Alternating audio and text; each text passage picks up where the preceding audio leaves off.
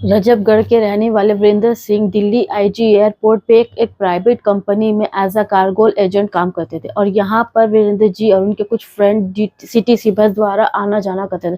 पर फिर एक दिन इनके दोस्तों ने, यार हमारे हमारे इतना टाइम चला जाता है और फिर ऑफिस में बैठे बैठे बीत जाता है, फिटनेस की भी ऐसे तैसे से की, और रोज़ 30-40 रुपये इनके जो फिजूल खर्च में जाता है, इनका कोई सोल्यूशन निकालते हैं ये लोग।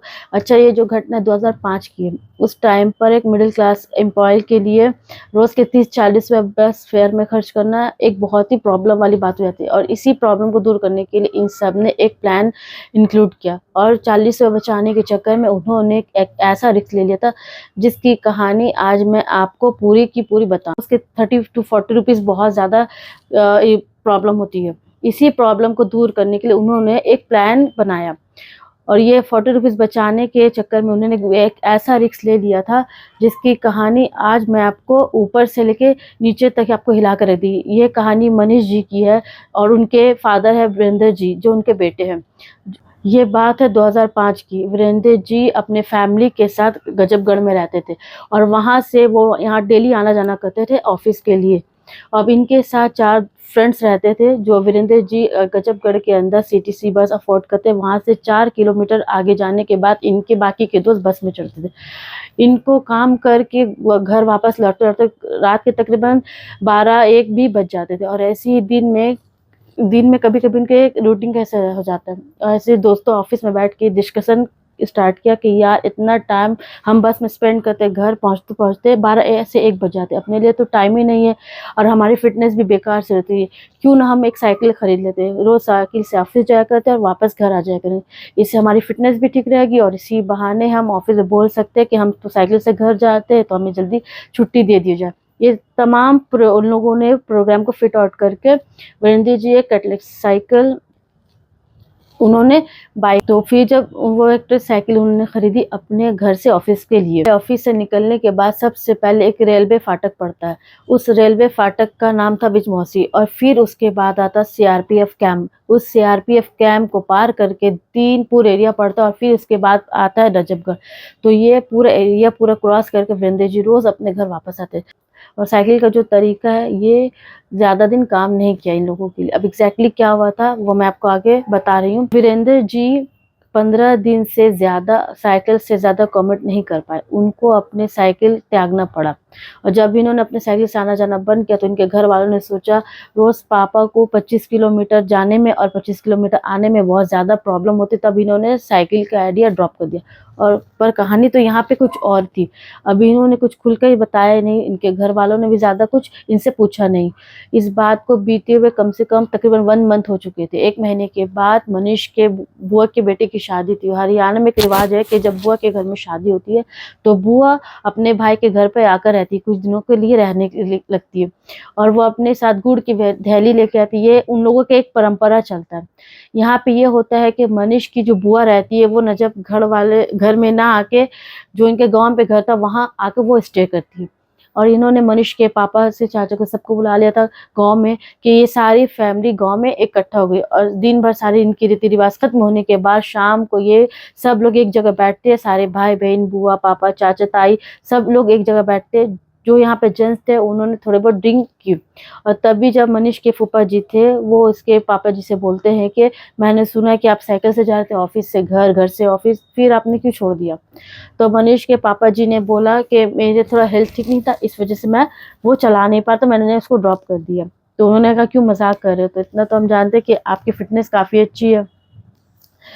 जो बात है वो बताइए। अब जितने भी घर वाले बैठे हुए थे उस समय बोलने लगे, वीरेंद्र जी को फोर्स करने लगे कि आखिर क्या बात है बताइए। फिर नशे में वीरेंद्र जी ने अपनी पूरी कहानी स्टार्ट की और वो कहानी सुन के ही आप बिल्कुल चौंक जाएँगे, बिल्कुल आप डर जाएँगे इस कहानी को सुन के।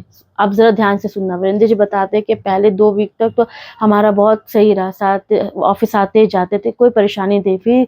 फिर उसके बाद एक दिन क्या होता है कि इनको अपने ऑफ़िस में किसी काम से लेट तक रुकना पड़ा और इनके साथ जो 4 फ्रेंड थे, उनमें से 3 चले गए, सिर्फ़ 1 फ्रेंड इनके साथ रह गया था। उन्होंने अपने काम ख़त्म करके साथ ही चले गए थे। ऐसे अकेला जाना ठीक भी नहीं। रात के पौने 12 बजे सारा काम निपटा के ये लोग निकलते हैं आईजीआई वाले ऑफ़िस से गजबगढ़ की तरफ। उस टाइम पे दिसंबर की तरफ ठंड का महीना था। आईजीआर टनल की तरफ साइकिल चलाने की तरफ ये लोग बिजवास फाटक से थोड़ी देर पहले रुकते हैं रेस्ट करने के लिए, और जहाँ पे इन लोगों ने साइकिल को रोकी थी वहां से 200 मीटर की दूरी पर इनको टर्न लेना था। वीरेंद्र जी और उनके दोस्त वहीं पे खड़े होकर बात कर रहे थे। इसी बीच पे उनकी नज़र, वीरेंद्र जी की नज़र उस कॉर्नर में पड़ता है जहाँ से वो टर्न लेते हैं, और वहां पर वो देखते कि वहां पे एक बिल्कुल काला आदमी खड़ा है। उसकी जो आंखें थी वो थोड़ी सी चमक रही थी, इसलिए वो उनको नजर आ गया था। उसका दोस्त बोलता है कि ये वहां पे खड़ा है, कोई देख तो। पर हैरत की बात है कि वो आदमी सिर्फ और सिर्फ वीरेंद्र जी को दिखाई दे रहा था, उसकी फ्रेंड को नहीं दिखाई दे रहा था। उसकी फ्रेंड ने बोला यहाँ तो कोई नहीं है। ये सुनकर वीरेंद्र जी ने जब झांक कर देखा कि वहां पे उस वक्त कोई नहीं था। इन दोनों ने सोचा कि वहां पे शायद कोई चोर वोर खड़ा है। ये लोग बड़ी सावधानी से पैदल होकर इस कॉर्नर के थोड़ा और करीब जाए। वीरेंद्र जी को वो इंसान फिर से दिखा, और उन्होंने नोटिस किया कि जो उनकी आंख की पुतली है वो पलटी हुई है। ये यहाँ पे अपने दोस्त से बोलते हैं कि यार वहाँ पे वो तो फिर से देखा, तो वहाँ पे वो सामने खड़ा है। यहाँ पर जो वीरेंद्र जी के दोस्त थे वो अपने साइकिल पे लठ लेकर चलते थे। इन्होंने अपने साइकिल को वहीं पे खड़ा किया, और जो लठ था वहाँ वो लेकर सीधा कॉर्नर की तरफ जाते हैं कि मैं आज वहाँ पे पूरा एरिया देख के आऊंगा कि वहाँ पर कोई है या नहीं। वीरेंद्र जी को बोला कि तू साइकिल देखते रहे, मैं अभी आता हूँ। वीरेंद्र जी यहाँ पे रोड पे बिल्कुल अकेले थे, तो इनका जो फ्रेंड था इनसे थोड़ा सा आगे जाकर चेक करते हैं। वीरेंद्र यहाँ वेट कर रहे थे कि मेरा फ्रेंड कब आएगा, तभी किसी ने इनके कंधे पर हाथ रख दिया। इन्होंने रिफ्लेक्स में अपना गर्दन घुमाया, वहीं वहीं वो आदमी उनके पीछे खड़ा था। भाई ये अपने साइकिल को पटकते हैं और अपने अपने फ्रेंड के पास दौड़कर जाते हैं कि वो वहां पे मेरे पीछे आकर खड़ा हो गया था। जोर से वो चिल्लाने लगे, वो इतना ज्यादा डर गए थे। तब उनके फ्रेंड भी भागकर उनकी तरफ आते हैं, और फिर वो लोग साइकिल की तरफ देखते हैं कि वहां पर तो कोई भी नहीं है। दोनों साइकिल रोड पर गिरी हुई थी। उनके फ्रेंड ने बोला कि जिस साइड पे हम अभी चल रहे थे वो तो दूसरा साइड के, हम लोग वहां से चलते हैं। ये लोग अपना लाइन चेंज कर देते हैं। धीरे आहिस्ता आहिस्ता लोग अपने घर की तरफ बढ़ते हैं। जो वीरेंद्र जी के फ्रेंड थे वो लास्ट तक यही बोल रहे थे कि वो चोर होगा, पर यहाँ पर वीरेंद्र जी को साफ साफ पता था कि वो कोई इंसान नहीं था। ये अपने घर पर वापस आते हैं। इनका मन बना कि अब मैं साइकिल से नहीं जाऊंगा, पर फिर इनको ये भी डर सताने लगा कि बाकी मेरे सारे फ्रेंड साइकिल से जा रहे हैं और मैंने मना कर दिया तो वो सोचेंगे कि मैं डरपोक हूँ। तो इस बात को उन्होंने नजर में रखते साइकिल से आना जाना उन्होंने कंटिन्यू रखा। ये जो इनका सेकेंड ऑर्डर था साइकिल से आने जाने का, ये ज्यादा काम नहीं कर पाया। जब जनवरी का टाइम था, वीरेंद्र जी के ऑफिस में एक न्यू ज्वाइनिंग हुई। 3 साल उनकी पहले शादी हुई थी, उनके 2 छोटे छोटे बच्चे थे। अब जो नया ज्वाइनिंग था वो वीरेंद्र जी के घर से 4 किलोमीटर पहले रहते थे, यानी कि इनके जो फ्रेंड्स जो पहले रहते थे उनके तरफ इनका घर था। और ये अपनी मोटरसाइकिल से डेली कॉमेंट करते ऑफिस से घर, घर से ऑफिस। अभी इस न्यू ज्वाइनिंग ऑफिस में आए हुए सिर्फ 7 दिन हुए थे। एक रात काम खत्म करके जब ये लोग 11:15 के आसपास अपने अपने ऑफिस से घर जाने के लिए निकलते हैं, तब दिल्ली की सर्दी से वो लोग, इतनी पॉल्यूशन थी, बहुत सारा वहाँ पे पूरा फॉग था। तो वो लोग धीरे धीरे अपने बाइक को आगे बढ़ाते। और इसी दौरान जब ये आदमी बिजवास फाटक के पास पहुंचता है तो वहां देखता है कि वहां पर साइड में एक औरत और एक आदमी खड़े हैं। उस औरत ने साड़ी पहन रखी थी और आदमी ने व्हाइट कुर्ता पैजामा पहन रखा था। उस नए ज्वाइनिंग को रखा है कि ये लोग अभी भी ट्रेन से उतरे हैं और गाड़ी का वेट कर रहे होंगे अपने घर जाने के लिए। पर जैसे ही आदमी इन दोनों के करीब पहुंचा, उन लोगों ने इसे हाथ दिया लिफ्ट के लिए। पहले तो उन्होंने पूरा माइंड सेटअप करके रखा था, पर उनके पास पहुंचते ही चेंज हो गया। इसने अपनी बाइक खड़ी की। सबसे पहले वो आदमी इसके बाइक में बैठता, उसके पीछे वो औरत। ये अपने बाइक लेके धीरे धीरे आगे बढ़ रहे थे। बाइक पर बैठने से पहले उससे पूछा गया कि आप लोगों को कहाँ जाना है। उन लोगों ने बोला बस यहीं आगे तक जाना है। बस यह उनको बैठा कर आगे आगे अपने बाइक को बढ़ाने लगा। घना बहुत सारा कोहरा था। 2-2.5 मीटर चलने के बाद उन्होंने सोचा कि आपको जाना कहाँ है, आप लोगों को कहाँ उतरना। तो पीछे से कोई भी उन लोगों ने रिस्पांस नहीं किया। तो इस नई ज्वाइनिंग ने कुछ और नोटिस किया कि वो दोनों आपस में भी कोई बात नहीं कर रही है। बहुत ज्यादा ठंड थी, बहुत ज्यादा सर्दी का मौसम था। बाइक चलती जा रही थी और थोड़ी देरी में गजबगढ़ वाला नाला आ जाता है, और वो नाला क्रॉस करने के बाद वहां पर एक छोटा सा कस्बा आता है। ये लोग इस कस्बे पर भी नहीं उतरे। अब इसने ज्वाइनिंग को लगा कि इन्हें ऐसा ना लगा कि इन्हें गजबगढ़ जाना है। अब मुझे वहाँ तक फिर इन लोगों को छोड़ने के लिए जाना पड़ता। अब गजबगढ़ से उनका घर 4 किलो पहले मीटर था। थोड़ा झुँझला के पूछते कि आप लोगों को कहाँ उतरना है? तो जो आदमी बैठा था वो पीछे से बोलता है कि बस यहीं हमें यहीं थोड़ा आगे तक जाना है। वो पीछे बाइक चलाता जा रहा था। ये 3 किलोमीटर तक उनका घर दूर था। जो औरत थी पीछे वो बोलती है कि बस यहीं रोक दीजिए, हम लोग यहीं उतर जाएँगे। पर जिस जगह इसने रुकने को बोला वहाँ पे आस-पास कोई भी कस्बा नहीं था। जो नियरेस्ट टाउन था वो 1 किलोमीटर दूर था। पर इस जगह पे जो रोड पे जो लाइट लगी हुई वो जल रही थी, क्योंकि वहाँ पे अच्छा खासा वहाँ पे उजाला था। वहाँ वहाँ उन्होंने बाइक रोक दी और उन लोगों को उतार दिया। वो लेडी को उतारा तो उन्होंने पूछा कि यहाँ पे आस-पास तो कोई कॉलोनी नहीं है, कहाँ जाएँगे आप लोग इस वक़्त? तो यहाँ पे उस औरत ने कुछ भी रिस्पॉन्स नहीं किया। ये औरत चुपचाप उतर के आगे बढ़ने लगी। ये सोचने लगा कि चलो कोई नहीं, उतर गई है। ये आहिस्ते से अपने बाइक को आगे बढ़ाता है और अचानक से इसकी नज़र अपने रियर व्यू पे जाती है। ये देखते हैं कि रियर मिरर में कि इस औरत के पैर जो है वो उल्टे हैं। इससे बड़ा अजीब-सा फीलिंग हुआ उन्हें उन्हें वो बहुत डर गया। वो उन्होंने सोचा कि मेरी कोई गलतफ़हमी तो नहीं है कि इस औरत की पैर उल्टी है। और ये सोचते हुए आदमी जो पीछे बैठा हुआ है, अगर ऐसा होता तो ये मेरे को भी, ये इंसान मेरे को बताता।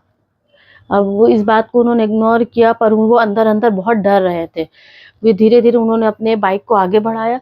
इन लोगों ने सीआरपीएफ कैंप को क्रॉस किया। सीआरपी कैंप को क्रॉस करते ही 300 मीटर के बाद जो पीछे आदमी बैठा था वो बोलता है कि आप मोटरसाइकिल रोक दीजिए, मैं यहीं पे उतरूँगा। न्यू जॉइनिंग ने कहा, सोचा कि इनका शायद यहीं पे इनका कोई रिलेटिव रहता है। यहाँ से नीचे की ओर एक रास्ता जाता है।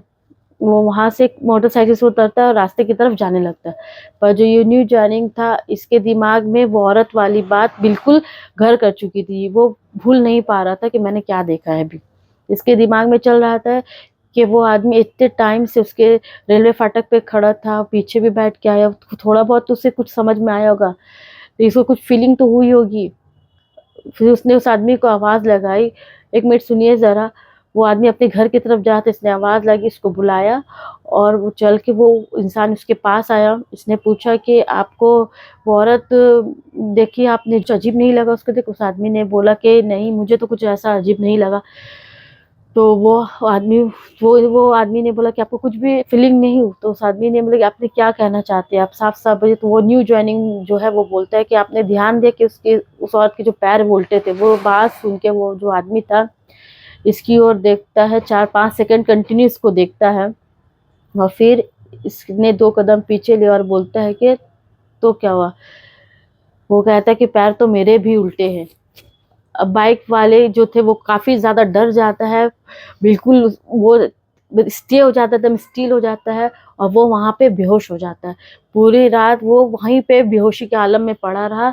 जब सुबह हुई तो उसे लोगों ने उठाया और उसे फिर हॉस्पिटलाइज़्ड किया गया और फिर 3-4 दिन यही वो बड़बड़ करता रहा कि उसके पैर जो थे वो उल्टे थे और उसकी जो पूरी फैमिली थी वो देखने के लिए उसके आई और 4 दिन के बाद वो जो न्यू जॉइनिंग थी, 4 दिन के बाद उसकी हार्ट अटैक हो गई, डेथ हो गई। ये खबर जो थी पूरी आग की तरह उनके ऑफिस में फैल गई। उस दिन के बाद से जो वीरेंद्र जी थे उन्होंने परमानेंटली साइकिल से आना-जाना उन्होंने बंद कर दिया और अपने पुराने रूटीन जैसे वो आना-जाना करते थे बस से उन्होंने वही कंटिन्यू कर दिया। अभी पूरी स्टोरी सुन के मनीष भाई से पूछा गया कि स्टोरी के पीछे क्या लॉजिक था, तो उन्होंने बोला जो बिजवासल रेलवे फाटक है वहाँ पर पहले बहुत से लोगों जो है वो लोगों ने सुसाइड किया और गजबगढ़ वाला जो ट्रेन का जो नाला है वहाँ पर मर्डर करके लोगों के बॉडीज़ को वहाँ पे थ्रो आउट कर दिया जाता है। ये पूरा नाला बहुत ही ज़्यादा गंदा रहता है, वहाँ पे बहुत ही गंदगी रहती है और वहाँ पे जो जो लोगों को मार के बॉडी फेंक के वहाँ पे छुपा दिया जाता है। रणेंद्र जी और उनके जो कलीग्स थे उन्होंने अगर उनके फ्रेंड नहीं होते वीरेंद्र जी भी आज उनके साथ भी ऐसा ही हो सकता है। अगर आप लोगों के पास भी ऐसी कोई कहानी है जो आप लोगों के साथ हो चुकी है तो प्लीज़ मुझे कमेंट सेक्शन में मेरे ईमेल आईडी पे दीजिएगा, तो मैं इंशाल्लाह उसको दिखाऊँगी। अपना बहुत ख़्याल रखिएगा। आपकी अल्लाह हिफ़ाज़त करे, मेरी भी हिफ़ाज़त करे। अल्लाह हाफ़िज़।